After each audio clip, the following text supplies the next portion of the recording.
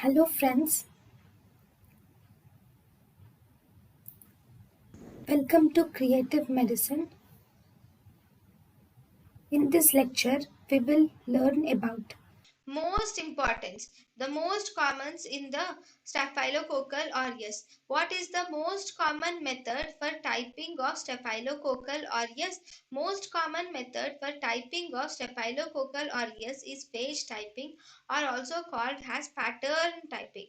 Then mechanism of penicillin resistance is by production of beta lactamases. Most common method for typing of Staphylococcal aureus is phage typing or pattern method.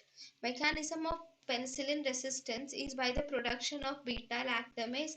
Penicillin resistance of Staphylococcal aureus is transferred by transduction most commonly, followed by conjugation. Then most common site of colonization is anterior nares, and the skin is the most common site of colonization. Most common way of spread of infection in hospital is through the hands of the hospital staff. Then the most effective way to prevent hospital infection is by hand washing. thank you and thank you for watching.